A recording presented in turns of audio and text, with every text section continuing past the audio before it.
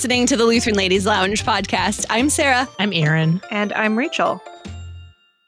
Today is a trivia challenge. It's been a little bit. I know. I love these. These are so fun. They're my favorite. Yeah, they make me happy too. They make me feel like I don't know anything, and it's great. I've been trying to make them easier. Kidding. And this one is very seasonally appropriate. So, Rachel, It really is. what are you quizzing us about today? We are going to talk about Valentine's Day today. Yes. Of course, this year, Valentine's Day and Ash Wednesday fall on the same Wednesday, so we had to make an executive decision. But since we have already talked extensively about Lent and Ash Wednesday in previous trivia, I thought we'd go with the unexplored option. Mm-hmm. So we are talking about Saint Valentine's Day today. Oh, boy. And, this is a holiday that people either love or hate or don't care about. It's really only three options. Very true. This is also a divisive shot. Divisive, yes. A divisive question. And we'll get to that a little bit later in the episode as well. All right. But I think for the moment, we should just jump right in. First question in your Valentine's Day trivia challenge. Number 1. Was Saint Valentine real? Yes, true. Yeah, actually. We have discovered at least one tomb. At least one. Wait, Saint Valentine. There's more than one Saint Valentine. Question number 2. How many Saint Valentines were there? Wait, 2? 3? I say 2. Gotta pick your own answer. Don't copy me. 4.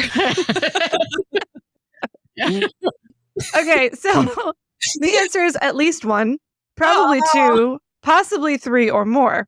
There were actually numerous Christian martyrs named Valentine. The name Valentine was derived from the Latin word valens, which means worthy, strong, or powerful, and it was really popular. It was like the Jaden of the late antiquity era. Yeah. And so we honor, according to Catholic Online, we are honoring Valentine of Rome. However, may also be honoring Valentine of Terni, both of whom were buried on the Via Flaminia in Rome. But there may also be a third one mentioned in the martyrologies under the February 14th date, who was martyred in Africa with a number of companions, and nothing more is known about him. Interesting. However, there are 11 or so other saints with the name Valentine commemorated in the Catholic Church that are not celebrated on Valentine's Day, and some Eastern churches of the Western Rite may provide still other different lists of Valentines. So the answer is at least 1. Okay. Ooh, then I need to ask my sister-in-law because they're Western Rite Orthodox. I'm curious. Yeah, ask them about their Saint Valentines. Yeah. Interesting. But if you said 2, you're right. If you said 3, you're right. If you said more than 3, if you said 4, you're probably right. As long as we have an answer greater than or equal to 1, we are in the zone. Okay. That's great. Question 3, because question 2 makes me mildly uncomfortable. What does Saint Valentine or Saint Valentines have to do with romance? I feel like I should know this. Hallmark has made it romantic, but it didn't start out romantic, right? I mean, Valentine's a martyr. Did he have? Was there matchmaking going on? I don't know. Aaron's got this one. It's because he signed a card. Like the legend says, he signed a card from your Valentine, but I don't think from what I know, the legend wasn't originally that was a romantic card. It was just a note he was writing to a friend. The earliest accounts we have of, and I'm going to go with Valentine of Rome here, since this is the one that is most widely recognized, is simply that he stood up for his faith and was martyred for it. I mean, now that's what martyrs have. Yeah. Thus much we can say with a fair amount of certainty. There are, of course, whenever we're talking about early church martyrs and saints, there are legends that have risen up. One legend says that while discussing religion and faith with his judge, Valentine pledged the validity of Jesus, and the judge presented his blind daughter and said, "Oh, if Jesus is really God, restore her sight." And he did. Whoa. At which point the judge converted along with his 44-member household. And, great story. Mm-hmm. Yeah. He was arrested again later, commanded to be put to death. I'm going to save one of the legends for later on because I can't spoil it at this point. Yeah, he may have been martyred February 14th, 269 or 270 or 273 or 280. The details are a little sketchy, but the simple truth is we have a brother in Christ who stood up for his faith and died for it. Where all the romantic stuff came from, well, that remains to be seen. Question number 4. So where does all the romantic stuff come from? Now, apparently, I have no idea. I know.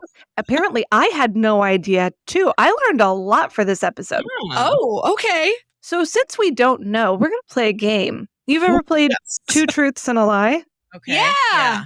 We're going to play 2 lies and a truth. Oh, okay. I'm going to give you 3 scenarios for when the lovey-dovey side of Valentine's Day arose. Yes. Okay. And you're going to pick which one is the actual truth. Okay. Okay. So, option 1.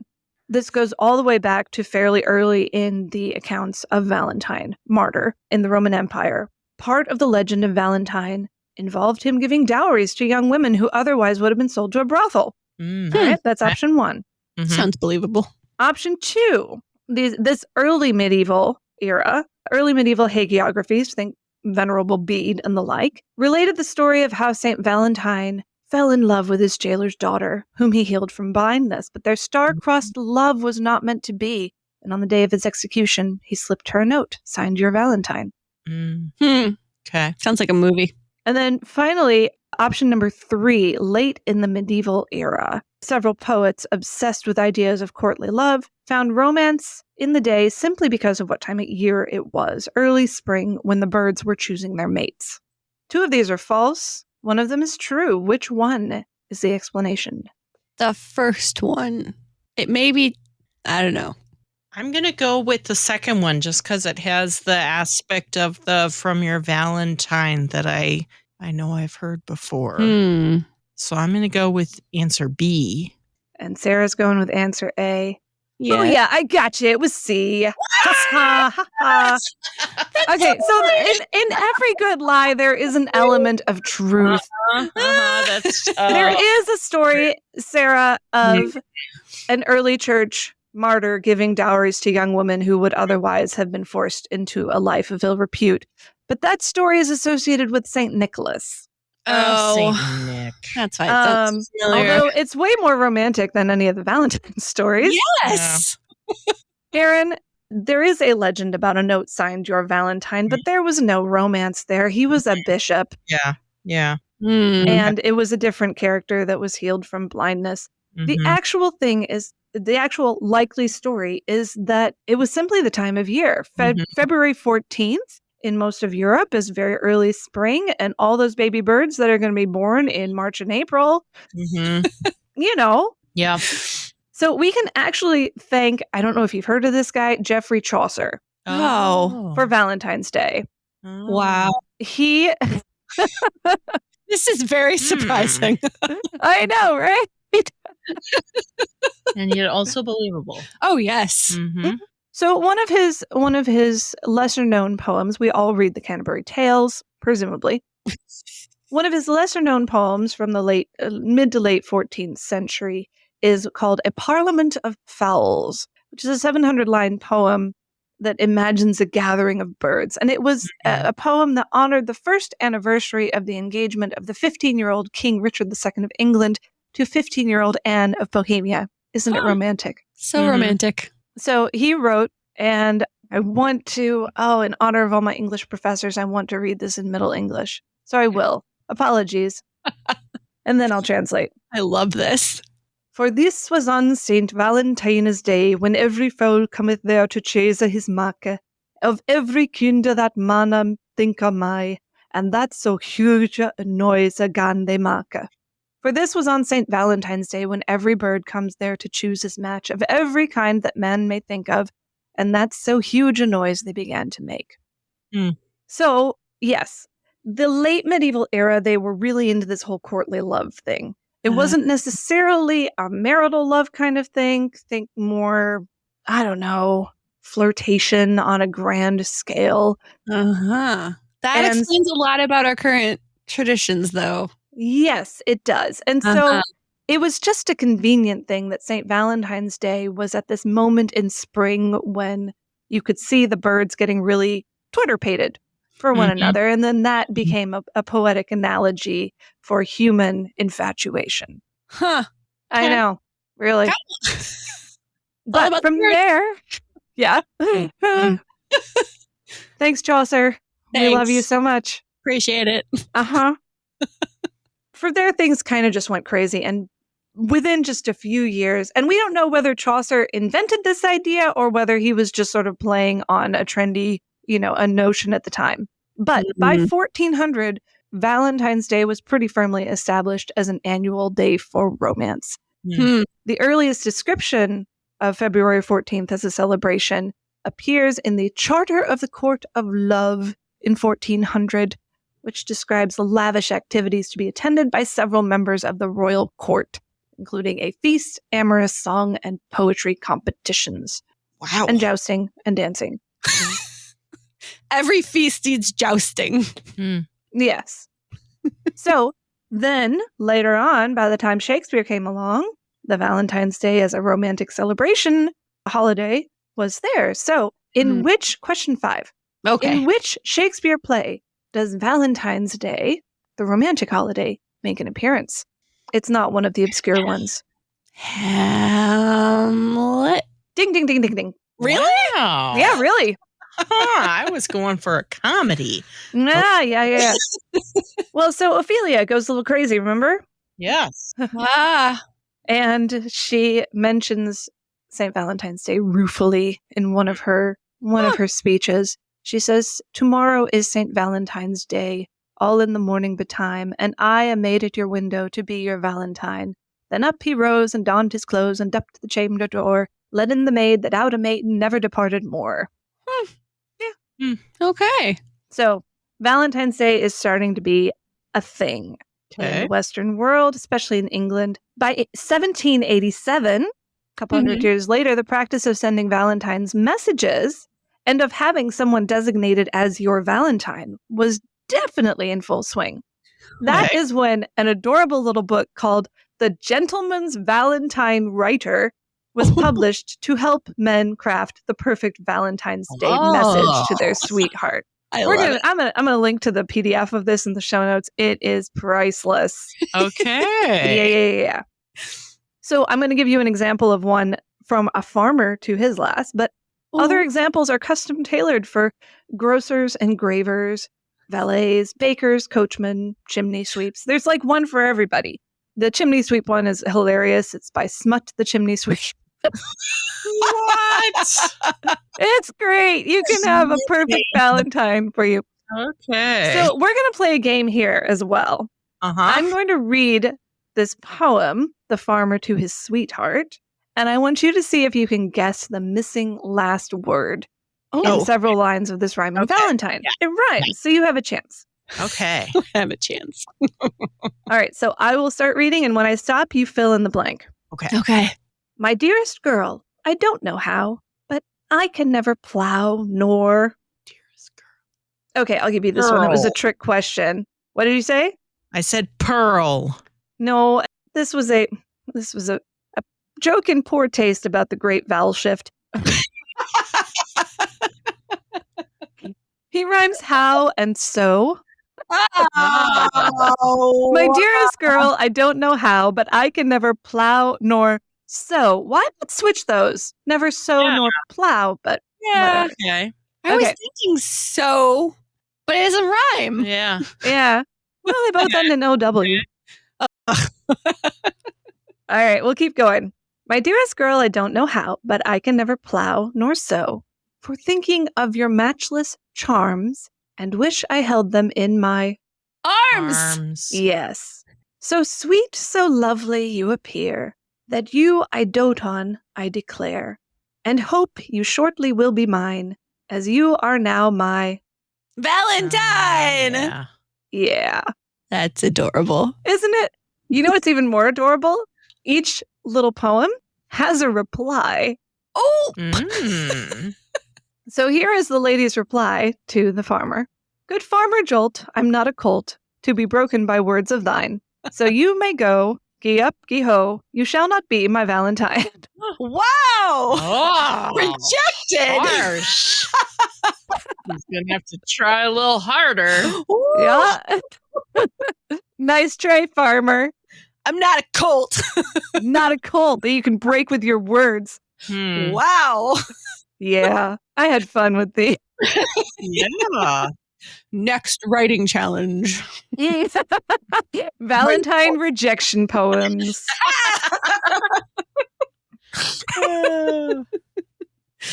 Okay. So Valentine mania is on the rise.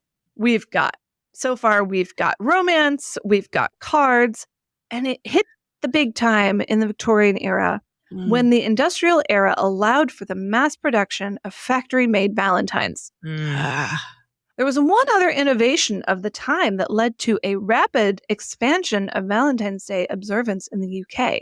I'm going to give you 3 choices again. So there's a multiple choice question. What was it? What innovation really led to a rapid expansion of Valentine's Day? I want to make a guess before. Ooh, bonus points. Get it. Aaron's doing extra credit. I want to make a guess that it is the stamp. Are you right? Stop it! What just happened? Aaron broke the game. Yes. Okay. Yes, it was the stamp. My other possible answers, the answer was postage stamps, which made postage cheaper. Other answers were corn syrup, which made chocolates cheaper, and glass greenhouses, which made roses cheaper. But you're right. It was the invention of the stamp. Aaron wins automatically. Oh my goodness. That's impressive. Wait, how did you know that? I feel like because the stamp during Victorian times has featured in many a novel as as a plot twist of some sort. Like anyway, so it was a big thing then, and it had been an innovation. So I thought, mailing the Valentine cards. Yes, maybe that is brilliant. It. Read your books, ladies. You find out stuff. You do.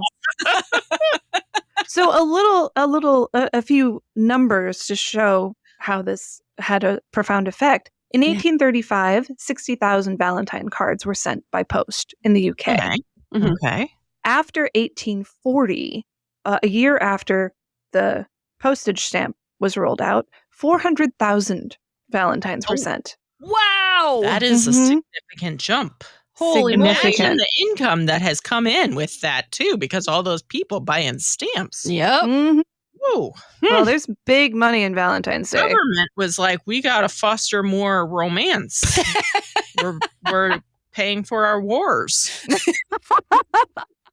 Valentines. Fair in love and war.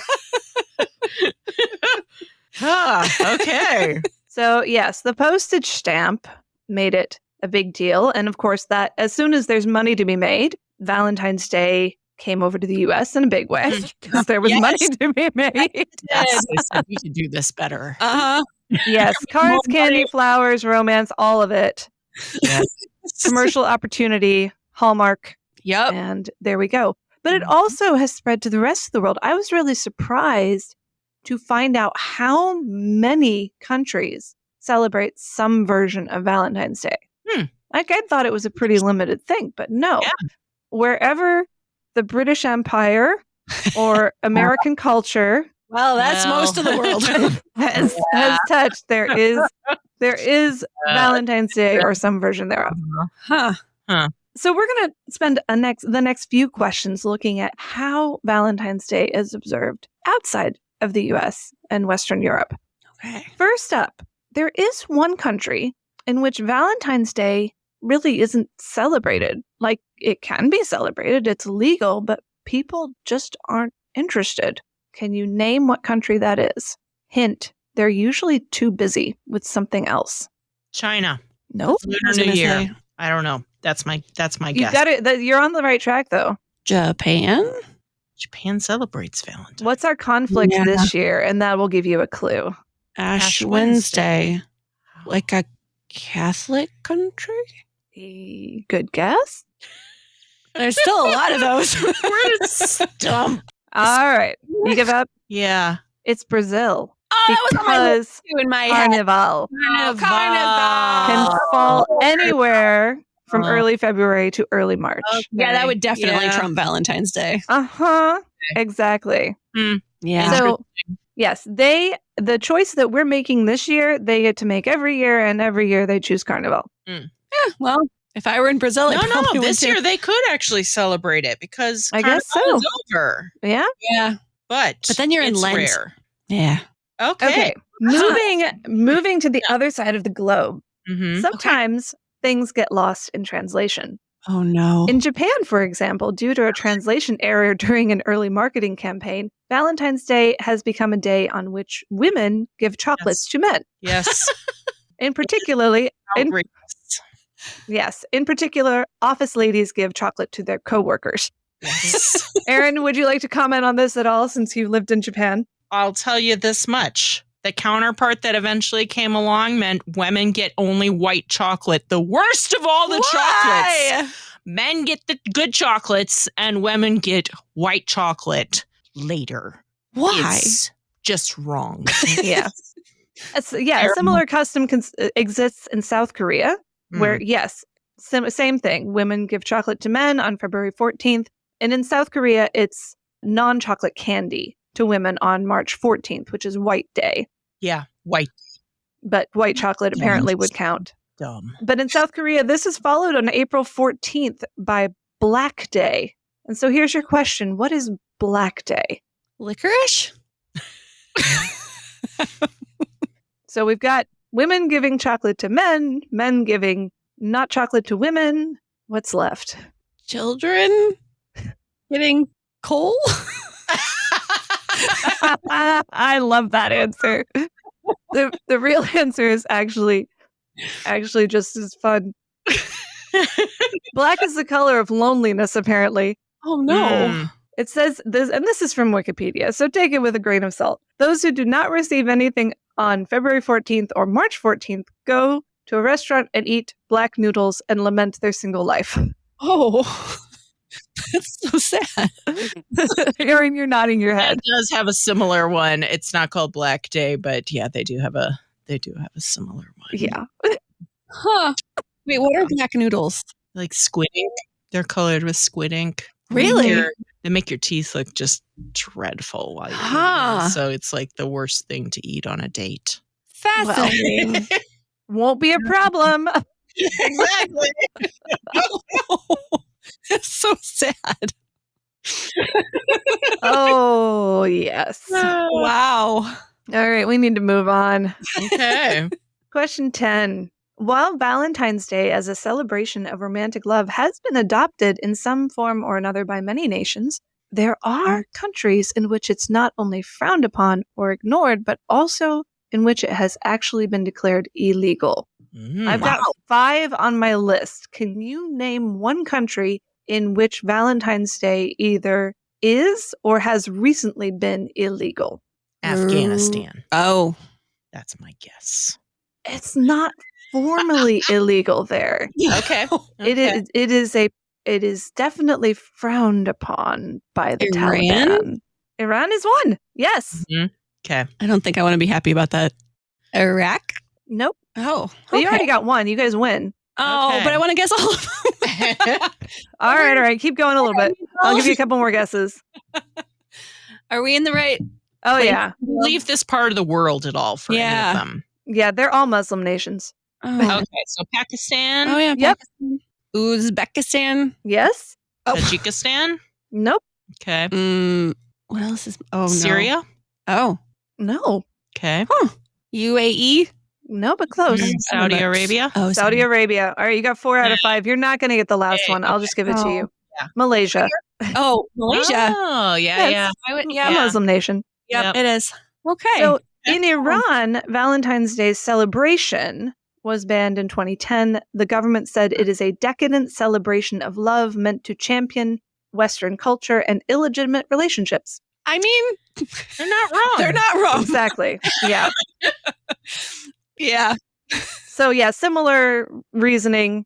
I think one country said this is a Christian holiday and therefore not suitable for Muslims.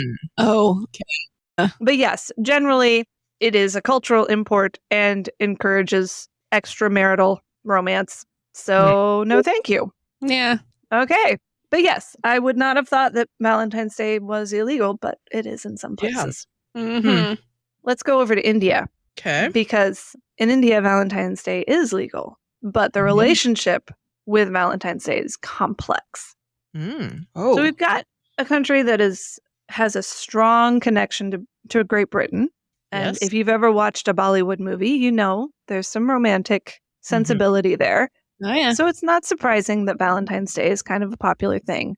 But it's also a nation noted for traditional morality and a massive discomfort with public displays of affection. So it's also not surprising that religious leaders and traditionally minded folks have had a hard time accepting Valentine's Day as a legitimate holiday. However, rather than ban the holiday altogether, some of these folks have tried instead to create alternate holidays on the same day to distract people from it. Okay. You're so busy celebrating this holiday, you won't want to observe Valentine's Day. Let's take what Brazil's doing and move it over here. Yeah. Okay, so now we're going to play two truths and a lie instead of two lies and a truth.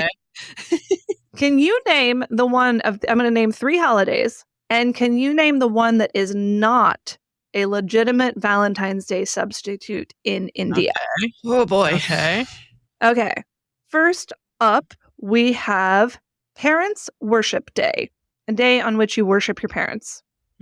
Okay. Second up, we have Cow Hug Day, a day in which you hug a cow. Okay. And third up, we have Hide Love Day, a day on which you completely eliminate any sort of public romance.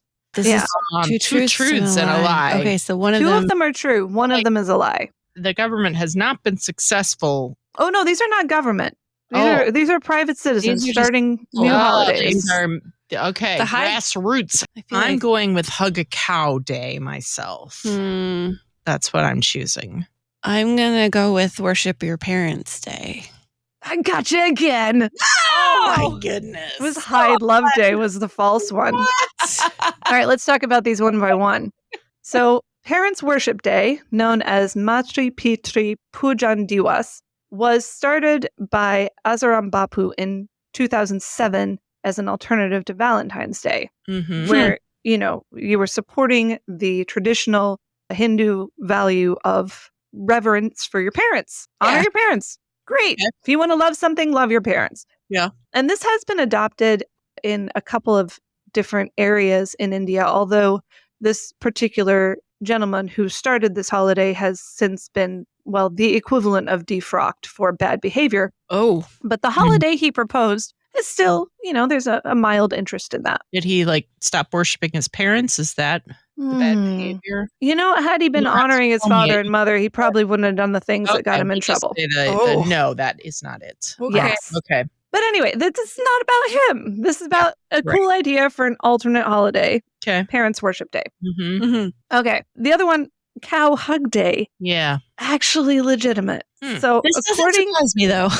According to The Hindu in February 2023, so this is a very recent thing, the Animal Welfare Board of India appealed to Indians to celebrate February 14th as Cow Hug Day for emotional richness and to increase individual and collective happiness. Now, of course, we all probably are aware that cows are considered sacred in Hindu tradition, but that, I think religious adherence is just going down.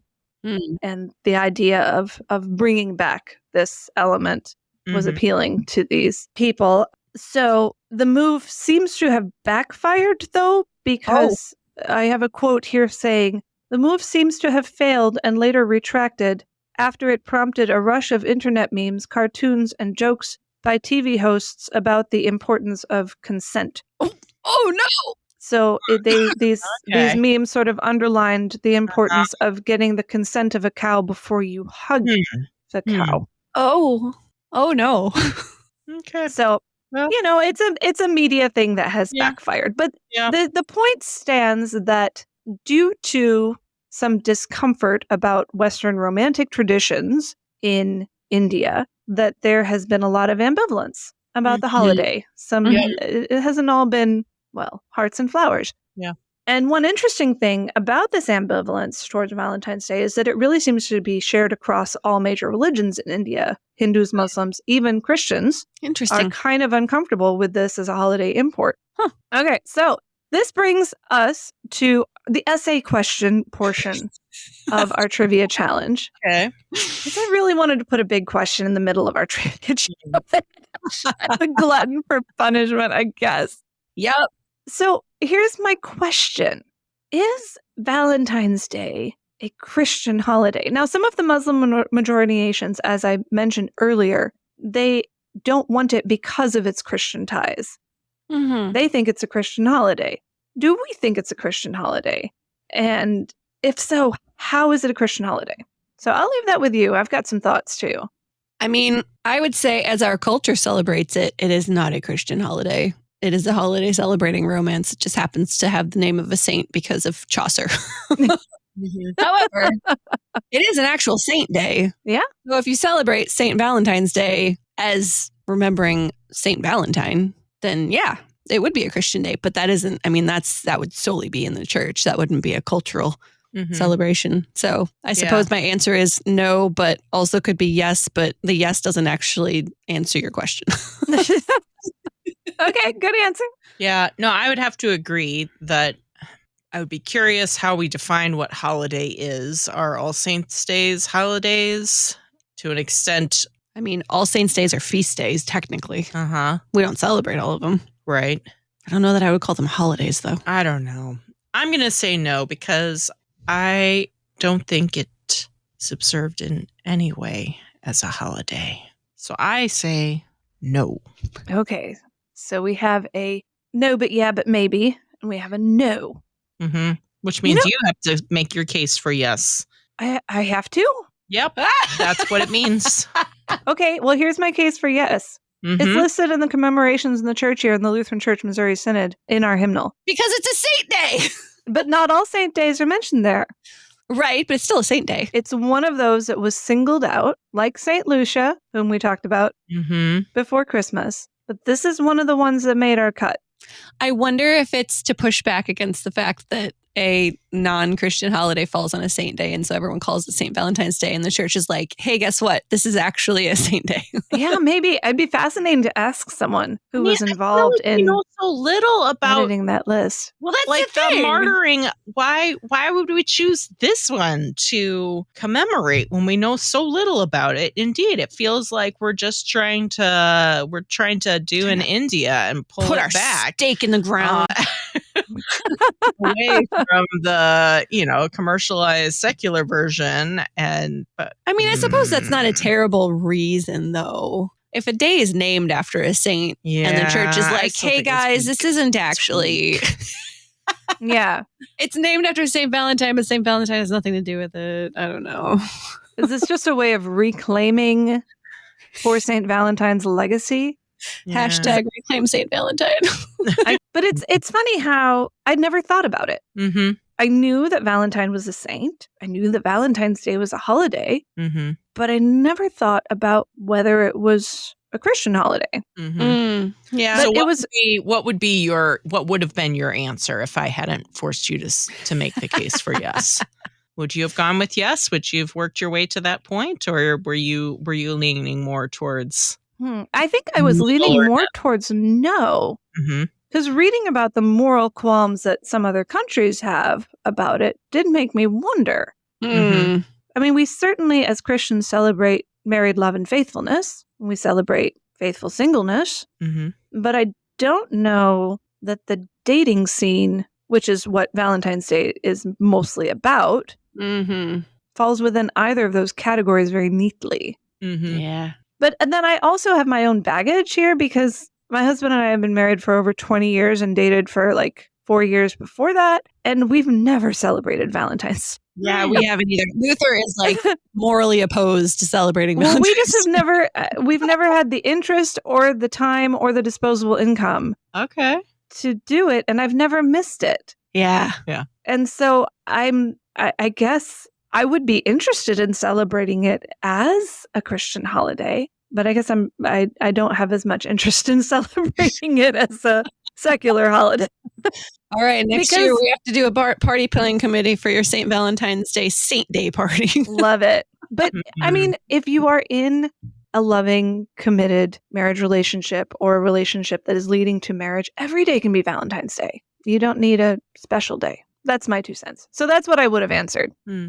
I'd never thought about it, but now that I think about it, I wonder. And I don't have a good answer. But oh well. I guess a good essay is just about picking a side and finding some evidence to support it. Okay, we need to get back out of the essay questions where we could live all day and round the home stretch on this trivia challenge. Okay. So we, all of us, agree that, wait, did we agree on anything? I don't know. All right. Yes. Well, what do the people around us think? And we'll look at 2 metrics to decide this. During the Victorian era, Valentine's Day was on the rise. Is it now? Oh. Question 13. True or false? Spending for Valentine's Day is gradually going down. True. Hang on, let me think a moment. I did not think. I just answered. I'm going to say true also. This is actually false. Ah! Disappointing.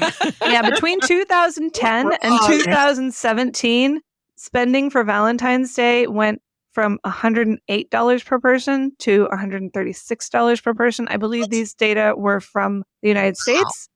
That's a lot of money. And considering that I spent $0 per person. Exactly. I mean, some people are really going I also spent $0. Wow. Okay. So it's a major economic thing. Flowers, chocolates, fancy dinner. That adds up. Right. Mm-hmm. Jewelry. Okay. Well, we'll turn this around. Another question. True or false? The percentage of people who celebrate Valentine's Day is going down. True. I feel like this is a trick question. I'm going with true on that one. Yeah, true. It is true. According to the National Retail Federation, the percentage of people who celebrate Valentine's Day had declined steadily in the decade before 2019. There's fewer people spending more. Yeah. Wow. Interesting. Yeah. Okay. That seems to be, and again, this was not a deep dive into statistical data. This is what I can scratch easily off the surface, but it does feel right. Their survey results found 3 primary reasons: over-commercialization of the holiday, not having a Valentine to spend money on, and just not being interested in celebrating it. Yeah. And since 2 out of 3 of those are my reason for not celebrating it, seems legit. Yep.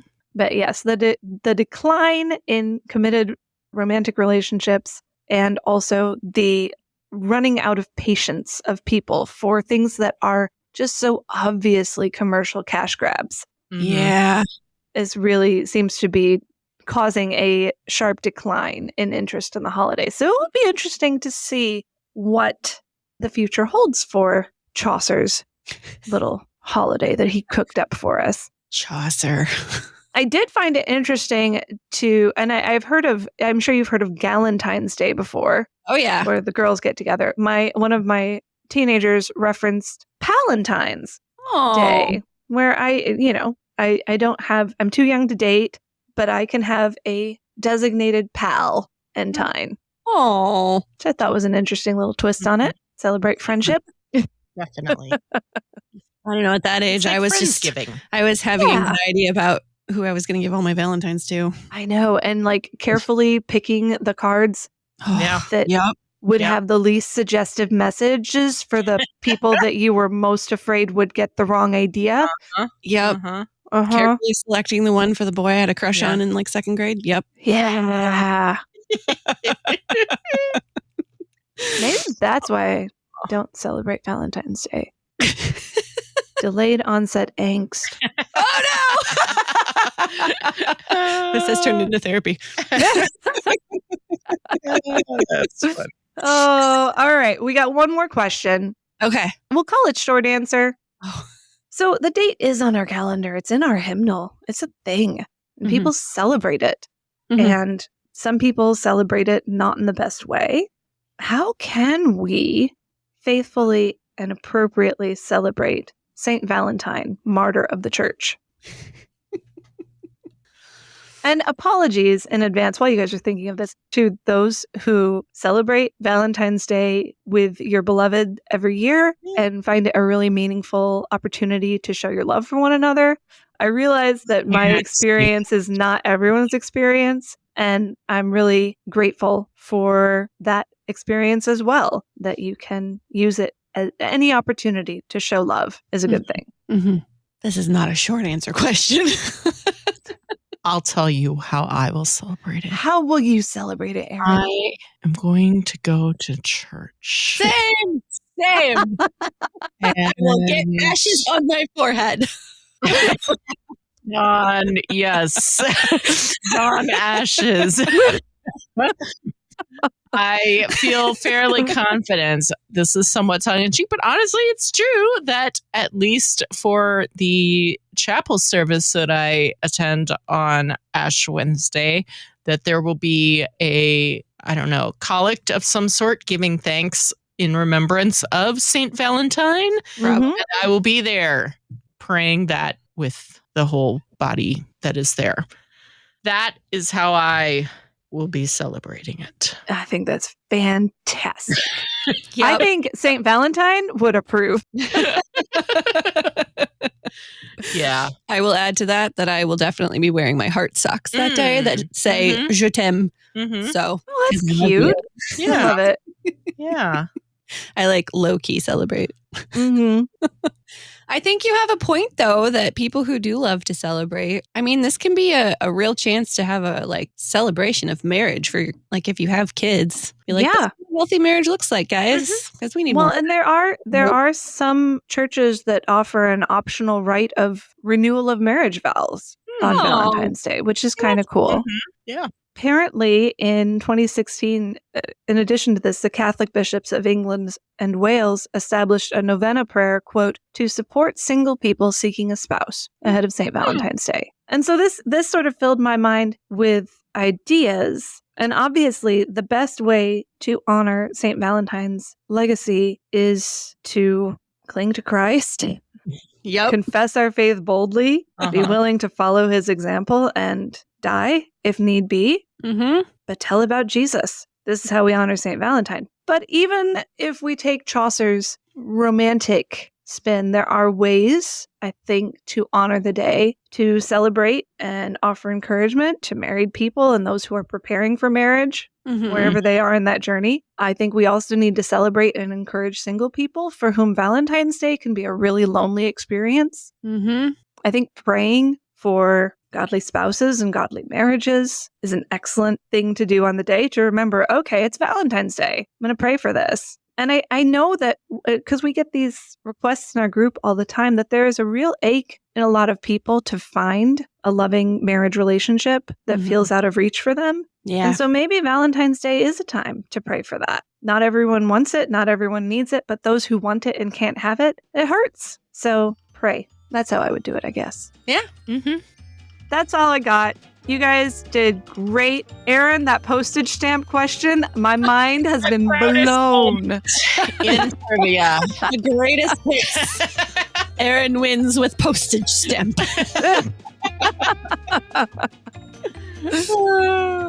Goodness. Happy Valentine's Day. Let's all go pray for marriage and get our ashes. And it'll be good. Sounds good. Ladies, we want to know what you do for Valentine's Day in a year when it's not also on Ash Wednesday, maybe. We want to know if you celebrate it, if you don't celebrate it, if you celebrate it as a feast day or as a holiday, if it's your favorite thing in the world or you totally avoid it. We want to know all of those things. You can tell us in our Facebook group, the Lutheran Ladies Lounge on Facebook. You can also comment on this episode post or everything else we'll post on our Instagram page in the next week at Lutheran Ladies Lounge on Instagram. You can find all of the rest of our episodes at kfuo.org/Lutheran Ladies Lounge or on the KFUO radio app or on your favorite podcasting app. You can also sign up for our e-newsletter in the show notes for this episode, or you can send us an email, lutheranladies@kfuo.org. You're listening to the Lutheran Ladies Lounge podcast. I'm Sarah. I'm Erin. And I'm Rachel.